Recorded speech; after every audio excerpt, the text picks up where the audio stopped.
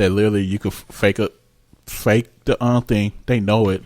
They get them cash or checks, and they literally tell them like, "Hey, we're not gonna take taxes out, but you're not gonna get paid like the regular workers."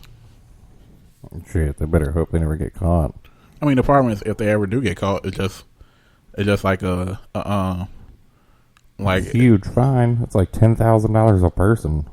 Well, I feel sorry for certain companies because certain companies, I know they got hella workers like that, but then my whole thing is, none of the people who like really working and stuff, and they trying to pay. Because I know my friend, he literally have a tax ID number.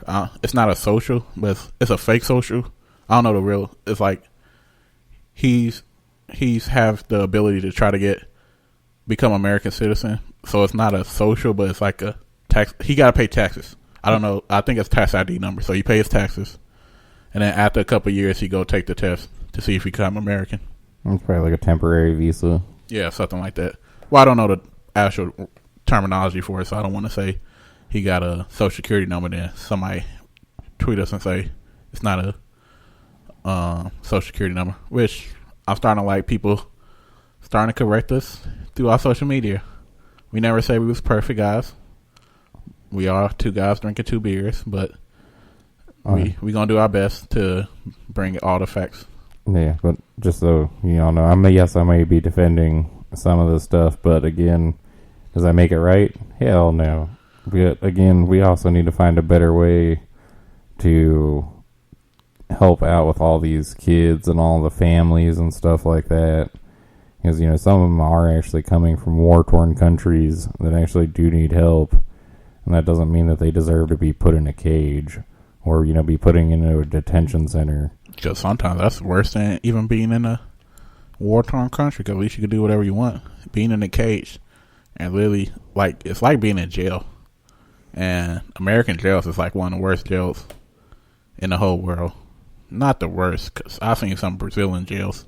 They literally let a dead body sit there. I still can't get over that. Literally let a dead body sit in a courtyard for a week just to let everybody know what he did. Yeah, see, that's crazy. But I don't know. Like I said, we just need to find a better way. I mean, there's got to be something we can do.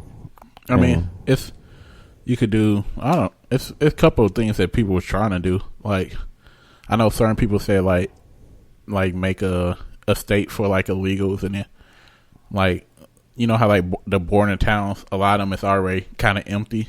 Make that kind of like a state where illegals who cross, let them live there, let them build it up and see what type of people they become. Because if like they actually are drug dealers or gang people, then they get sent back over.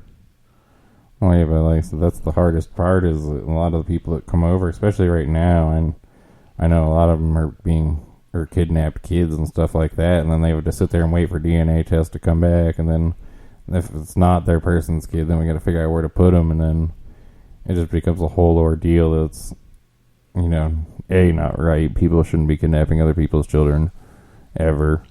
I mean, that's completely fucked up. Like, I feel like we need a special jail. Like, we need to go back to ancient thing where if you kidnap a kid, your arm get cut off, something like that. Something drastic so people understand, like, don't do that shit. Because I'm starting to see more and more videos like people, like, literally, they kids, it's even weirder when kids are with their parents and people still walk up and try to kidnap the kid. I still think that's fucking crazy. They're like, I understand, like, kids who playing by themselves and you get a little ballsy and then you try to do it, but it's fucking right when they parents is right there and you still ballsy enough to do it. Yeah, let's start cutting off their arms. Let's start fucking rocking them to death. Like, back in the old days. Yeah. I mean, because then, like, what most people understand is violence. So, all right, bam, he got his arm cut off. Oh, I don't want my arm cut off for kidnapping this kid. I don't care how much money I can make for this kid. So, I'm not going to do that dumb shit. Yeah, and another problem with these detention facilities, or whatever you want to call them, migrant detaining sites. I just call them detaining centers. But, like, I know there was a story about a month or so ago. There was a girl, Apparently, some of them aren't actually owned by our government. Apparently, you can privately own these. For real? For real. So there's this girl who came out, and she was eventually able to get out and sent back to the country that she came from. And she apparently she got raped while she was in there and became pregnant. And now she is suing the company that owns this detention place or camp, whatever you want to call it. But you know, and now she's having to deal with that. I mean, this is crazy. I thought all of them was owned by the government, but I guess if we have prisons owned by private companies, we will have detention centers owned by private companies, which is really ridiculous. Like I said, I feel like I understand like the people who like I said, I don't know. We gotta figure it out because certain people, they just want a chance. Because a lot of illegals that I know, they come over here for a couple of years, build up their house, get money, and then go back to their country. Yeah, I mean, there's nothing wrong with that. And then, like, some illegals, they try to become citizens. And some of them be better citizens than Americans because they actually pay taxes and stuff. Like, my whole thing when my friend told me he paid taxes. And I'm like, wow. Because, like, if I was illegal, I wouldn't pay taxes. But as an American, you got to pay your taxes. And he actually trying to be American and he pays taxes. I'm like, wow. And I know Americans who don't even pay their taxes. True that. I know. I'll definitely know some people that don't as well. But, I mean, that's all the truth. And, well, it's one more lie that Biden told about how he opposed fracking, but all his laws that he passed so far is complete opposite than opposing fracking. Kind of seems like he's agreeing with fracking, but hey. I mean, it's not that he's against fracking per se, but I mean, he has made statements saying that he doesn't agree with fracking, and he basically came out and said during the debate, you know, he doesn't want any new fracking, which basically implies that he doesn't want fracking. So, regardless of how they try to make it sound, he doesn't want fracking. It's literally. I mean, do you understand what fracking is? Just in case just in case somebody don't understand who's listening. It depends on exactly what type of fracking. Because there's natural gas fracking, there's oil fracking. I know about oil fracking. I don't know about the other fracking. Well, natural gas? Just explain fracking so that people who listen that don't know could kind of understand what's going on. Well, the one bad thing about fracking is that they use certain fluids, and whenever they use in the drills to get to the natural gas or oil, they have to they're putting chemicals into the ground, and they're not good chemicals at that. And not let alone are they putting them into the ground, which I also come back out with a drill, but they can sometimes leak out and get into water sources.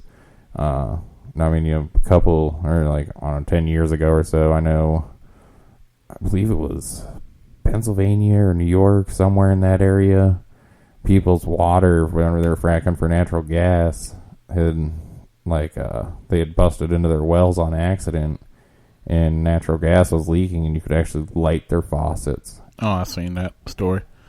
But I thought, like, when they put the thing for fracking in the ground, it messed up the whole ground where you can't, like, farm, and it messed it up where it's, like, starts, like, you know how, like, ground is hard, but now after drilling and stuff, it take, like, at least 10, 20 years before you could actually start back using that ground, because right now the ground be super soft, and like anything that you try to build over it, the foundation wouldn't be good.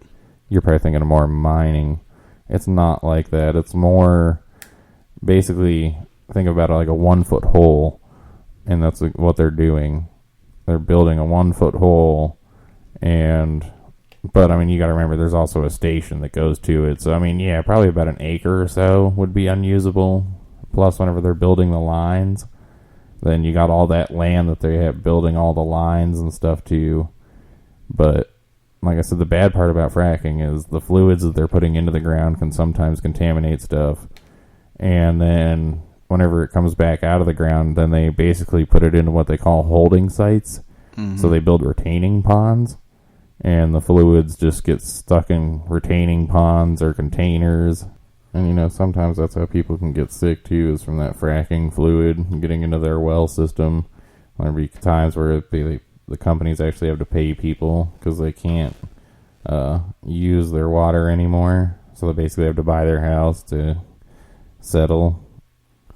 But we're going to get into some better news here and get away from this presidential debate. The good news of, well, not really good news. Somebody trying to fight a good fight. Yeah, Marcus Rashford is trying to use all of his social media presence. Well, those of you who don't know, he's an English football player. Soccer. Football is what they call it over there. It doesn't matter what we call it in the United States. He's a football player in the Americans UK. know that it's called soccer because some people, when they say football, no football player named Marcus. You can't just say football. You have to say he used to play for Manchester United. And you can say football. Then everybody like, oh, what the hell is Manchester United? And it will make people look it up, too. Yeah, I guess you got a point.